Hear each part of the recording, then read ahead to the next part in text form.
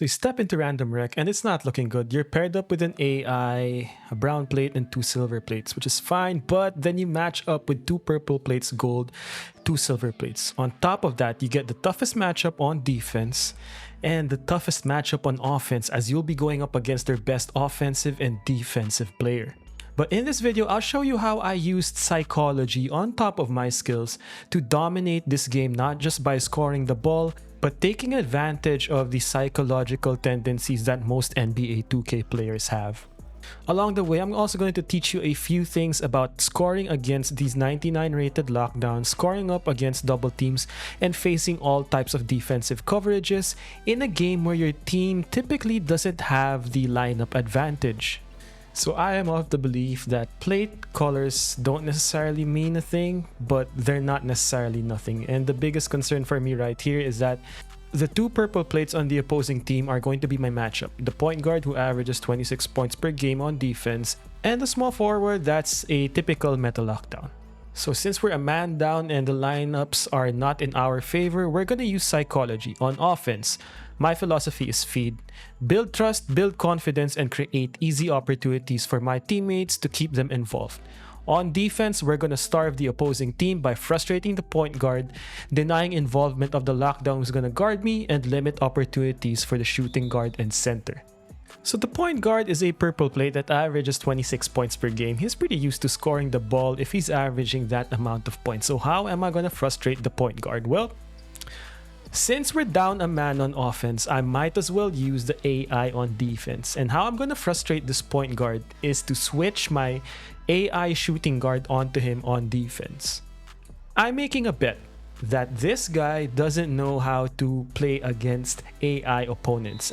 A risky strategy, but depending on how good or how poorly he plays against the AI defense, I'm gonna be in help defense mode or switch on to him if the AI can't compete. But I'm making a bet, okay?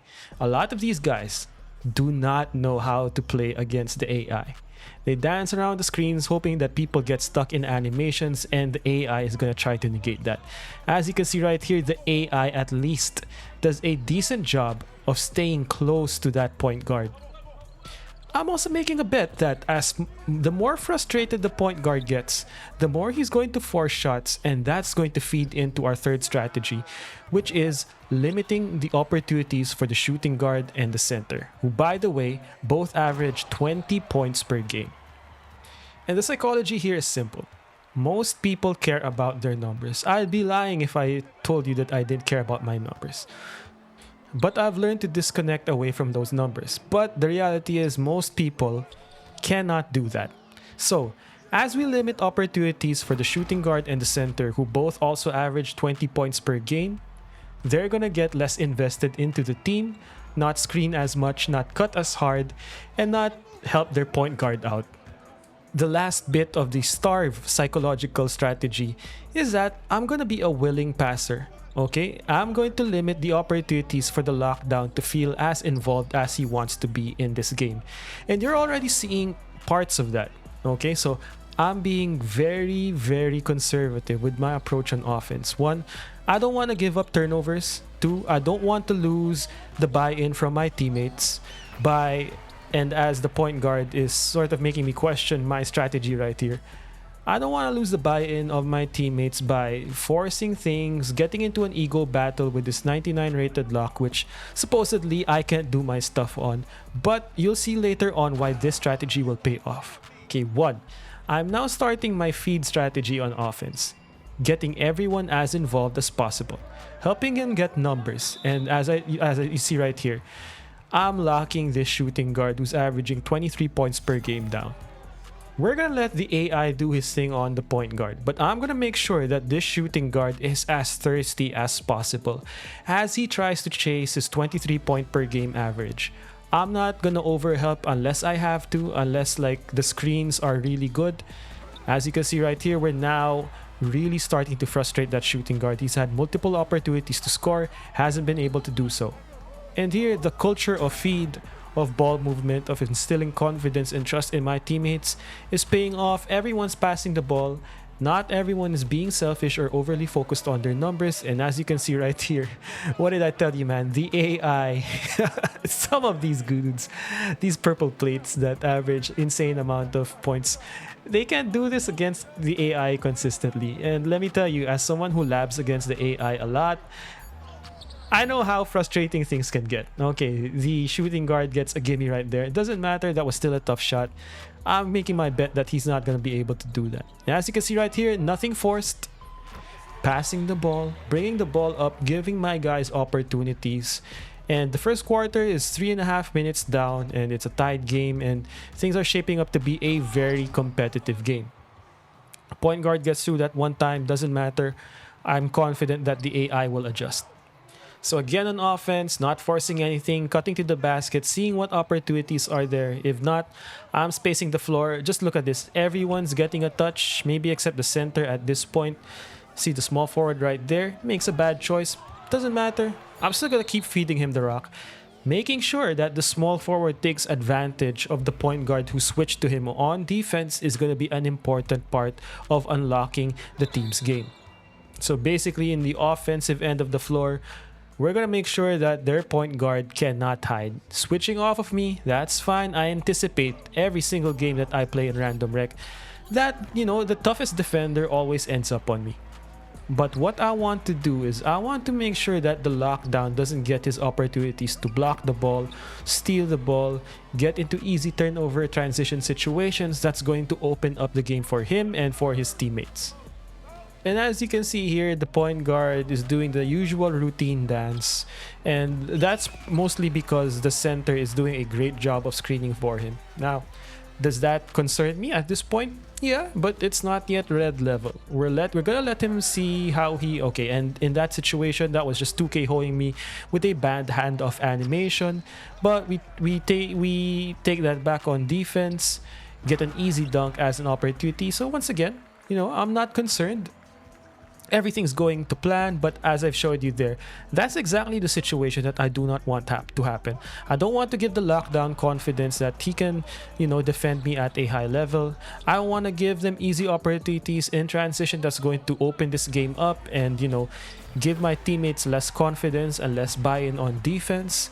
So the goal is to keep things close, and the goal is to still keep my teammates as involved as possible. So again, I'm being very conservative on offense.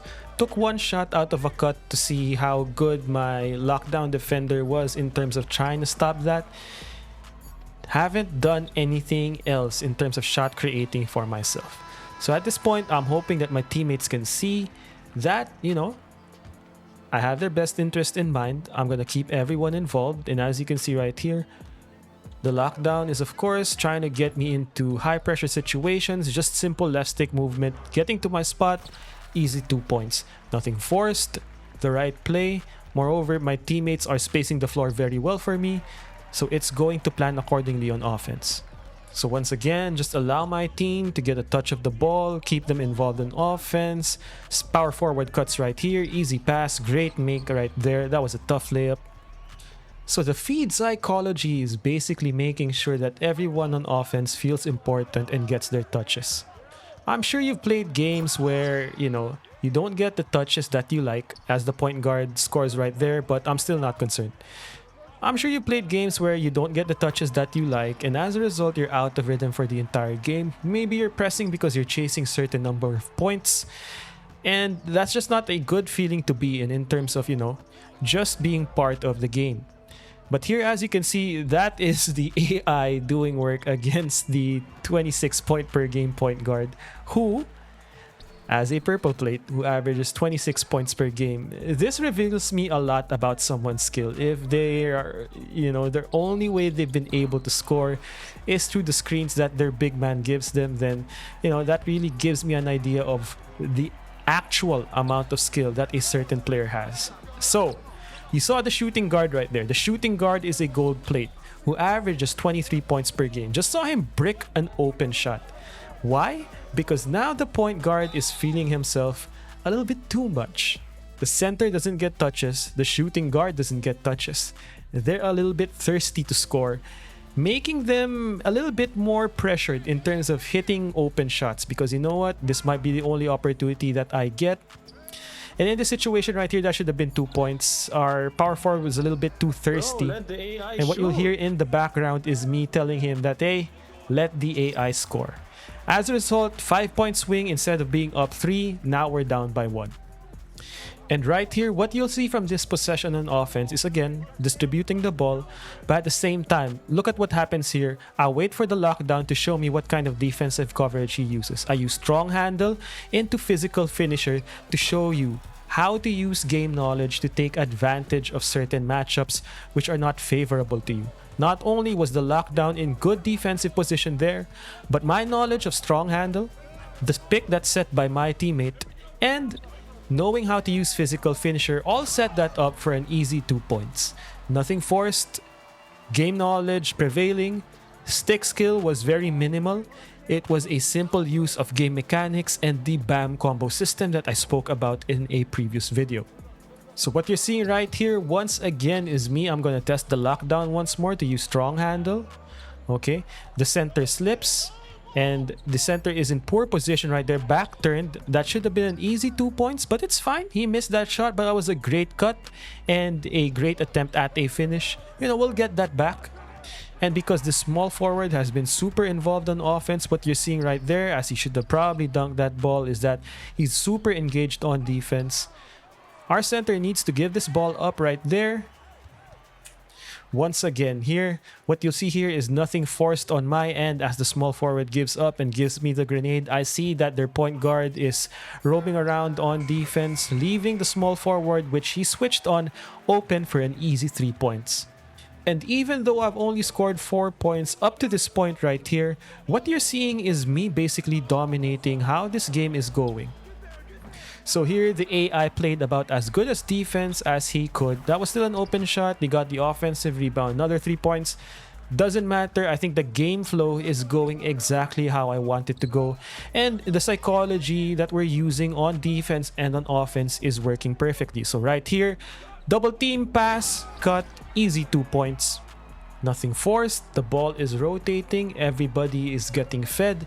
Everybody's getting their easy opportunities, so the offensive game plan is working to a T. And as you can see right there, I'm telling you, man, try this one game. So if somebody, you know, pretty skilled is used to scoring a certain way, just try switching up the defense on him. So this purple plate right here has relied on screens to basically score every single time. He can't shake the AI defense, and if you saw the grades for the AI defender, it's not very good. So the mere fact that he doesn't know how to use lightning launch, doesn't know how to use strong handle if he has it, or doesn't know how to use simple combos that break AI defense really tells me a lot. And what's starting to happen here is starting to get frustrated. Okay, he's starting to doubt himself, and this is part of our starve strategy on defense. That was a good foul right there. And what happens to that shooting guard, that white headband shooting guard right here, who will get the ball? When you are starved for opportunities, you know, he could have passed it to the center a second earlier to get an easy 3. But he wants to score, he's thirsty for it, and that makes our job on defense way easier. So, the opposing team, their point guard has 11 points and 5 for 7 shooting, but 1 for 3 from the 3-point line. More importantly, he's not getting as easy looks as he would have liked. Whereas my small forward, who averages only 13 points per game, has now gotten his full game average just by halftime. That's gonna ensure that he stays invested, keeps involved on offense, and is willing to give me the ball when I need the opportunity, because I know we're not gonna win this game if I only score 4 points per half. You know, they're gonna need me at some point, and unfortunately we got an offensive 3-second violation. But the way I will use it is that in the second half, I haven't given the small forward Lock, who's my matchup on offense, I haven't given him a look into what kind of moves that I will use. I showed him one, the side hop jumper out of a full court press break, but I haven't shown him everything.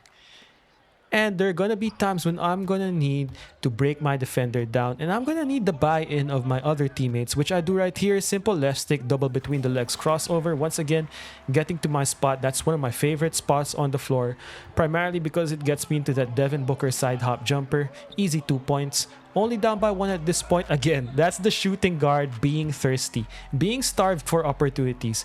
We should have made the shot, but doesn't matter.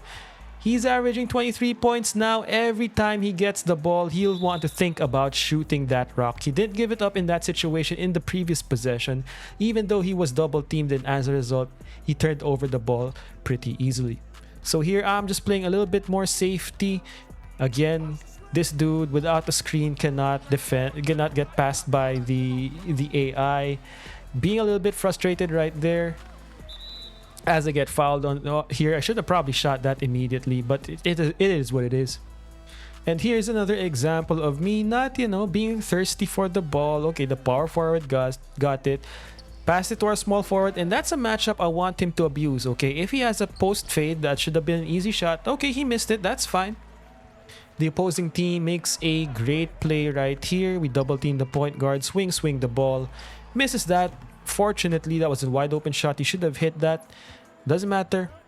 And here's just another example of me just using that left stick hezzy to get to my spot once again. That's the third straight time that I've gotten to that same spot on the floor and hit that same move, which is super efficient. Now I've got 8 points.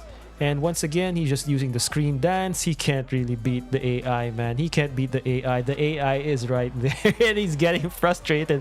Look at this, man. He's trying to do all the left stick dribble nonsense. He can't get it off. He can't get it off. He's probably super frustrated at this point. And the feed strategy that I've been doing for 2.5 quarters right now pays off. Small forward didn't force that situation. I just ran to the corner to get into an easy 3-pointer. Now we're creating a little bit more separation, and once again that frustration is spilling over to that point guard. And I should have made the shot, but as you can see, I'm showing you everything right here. Should have made that shot, missed it, doesn't matter. And what did I tell you when someone is thirsty for opportunities? He's second guessing himself, forcing this shot right here. That was ridiculous, but that just shows you that the psychology that you need to use, knowing your defensive matchup, even in a short amount of time. I just basically use the information from his points per game to make the deduction that this guy, once he gets frustrated by not getting too many opportunities, he's gonna be thirsty and then making mistakes. And here's where that feed culture, that culture of unselfishness, confidence, and trust that I built with my teammates by not being a ball hog is paying off. Each of them are making plays on their own, but more importantly, they are making the right plays. Unfortunately, our small forward didn't match up right there. Gave up an easy wide open 3, which I was hoping that we could limit. Open shots, turnovers, those are the things that we want to really try and crack down. And once again, just simple, not forcing anything, passing it around, ends up with our center, hits a wide open 3-point shot. So again, with the screen strategy, the AI does a really good job of sticking to his matchup. But unfortunately, a screen got through right there, leading to an easy 3-point shot. But that's fine. So in this situation, I've opened up on scoring a little bit more. They've now scouted that side hop jumper to the right properly. Again, not forcing anything, but in this situation right here, I just wait for the defensive coverage to arrive. Wait for that screen to arrive, see that the help defense was turned around and he didn't have his hands up in time, and therefore I could take that side hop jumper pretty easily. Once again, familiarity with game knowledge, how the contest system works, knowing my badges, okay, knowing the hands up and how that affects, the contest. That all played a factor there into me hitting that shot. And in terms of game psychology, now it is working. You're seeing the point guard, who on paper should be their best player, he's now flopping. And once someone starts flopping, they're gonna uncharacteristically take some of these boneheaded plays. As you can see right there, they're getting thirsty. The point guard's getting frustrated. It's turning out exactly how I wanted this matchup to turn out. He gets the 2 points because he's still skilled, but as you see, that frustration is starting to mount, and that will pay off heavily in the fourth quarter.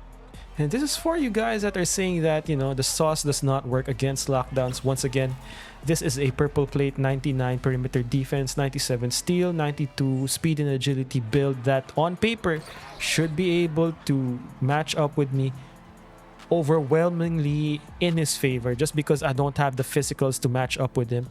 But as you saw from that clip right there, game knowledge and really ability to take advantage of, you know, defensive lapses and footwork shows you how easy it can end up. And here I was upset with my small forward. He should have yammed that over that small guard, and he didn't, and that cost us 2 points.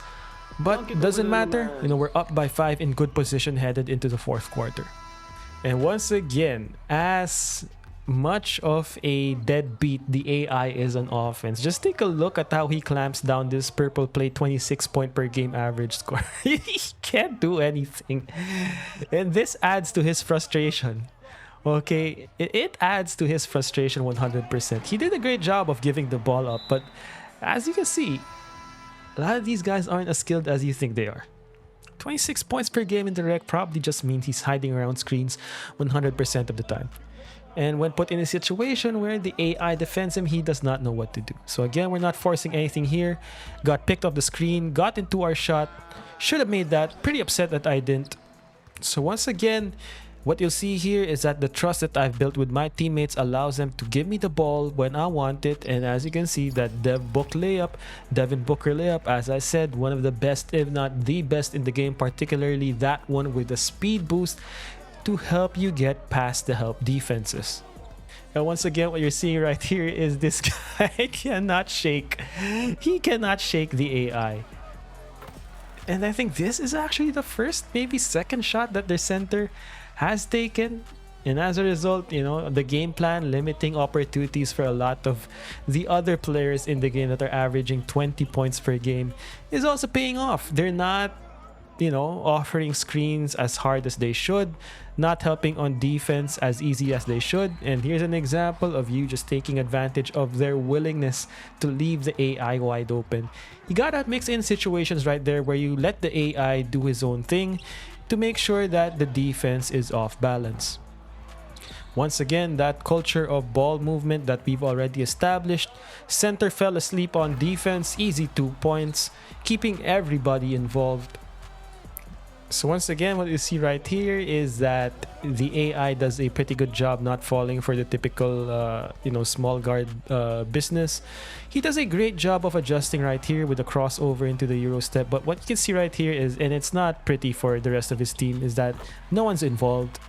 The point guard is dominating the ball, and that's not a great feeling. You know, I played a lot of random rec, played with a lot of guards with a similar, you know, cadence in terms of what they want to do on offense, and that's never fun. And once again, showing you here that your ability to be unselfish with the ball is probably one of the best traits you can have in random rec. Again, another example, these teammates have not touched the ball in a while, so they're a little bit cold, you know, a little bit second guessing their ability to hit shots. Paid off for an easy dunk on the opposite end of the floor. So here, I know that they're desperate. I know this point guard is going to be thirsty. So what you're seeing right here, now that the shooting guard is the one setting the screens, I'm going to be way more involved in help. As you can see right there, that's a tight contest. And now they're basically done. 10-point lead with 2 minutes left. You know, I've seen some wild stuff happen in random rec, but at this point I was pretty confident. And that was in large part due to the game plan that we employed. Not just, you know, in terms of basketball, but also in terms of psychology. So at this point, okay, the point guard at the half shot 5 for 7 and 1 overall and 1 for 3 from 3. He's now at 9 for 17, which isn't bad. But 3 for 9 in terms of 3-point field goals made and attempted is pretty nuts. So I think that directly explains why we've been able to kind of run away with this game. The point guard's willingness to just force up shots and the AI's ability to stick with them right there. And what you're seeing right here is basically a double team, full court press double team, and a simple left stick dribble. Get to my spot once again for an easy side hop jumper. And just like that, I've got 21 points on nearly 80% field goal shooting. Nothing forced against a tough matchup. This isn't one of those fake locks. This guy knows at least to be positionally sound, except that he has a tendency, like most locks do, to hunt steals and to go for full court presses. And this is an underrated thing that I did right here, was to fan out to the wing instead of the corner, so that the last man on defense was like stuck in no man's land, giving blue-haired guy the space he needed to get that long-range pass sent to him without it being a steal. So at this point, what this point guard is probably realizing is that he had a decent stretch big on his team. Once again, I told you, that center averages 20 points per game. But because he was, left out of the offense by the decision by me to switch the AI on the point guard. When players see the AI put on them, it gives them this false sense of security that they think they're going to be able to score on the AI. But think again, and that led to too many possessions where the point guard was doing everything by himself, keeping everyone out of the flow of the offense. And as a result, the opposite end of the floor on our side, because we shared the ball a lot, didn't force anything. It was easy buckets, and now we're up by 15. But this game was basically over at around the 2.5 minute mark or the 2 minute mark, where we were up by 10.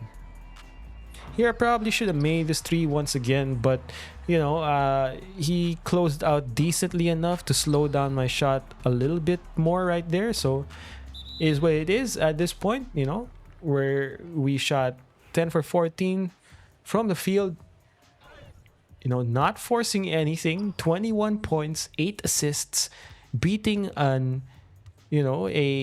team with a better lineup than our team. And as you can see, it's not just about stick skill. It's about checking your ego, making the right plays for your team, setting the other team off in terms of what you can do to sort of deprive them of their opportunities, to frustrate them a little bit so that they act uncharacteristically and implode as a team. There you have it. We won the game pretty easily, even though we had a disadvantage in terms of the personnel that's available to us. And it's 100% a result of team psychology. So I hope you enjoyed this video. Hope you learned something new from this more detailed breakdown as I show you the important aspects of 2K that's not just necessarily about stick skill. These things are also important, and I hope it improves your game.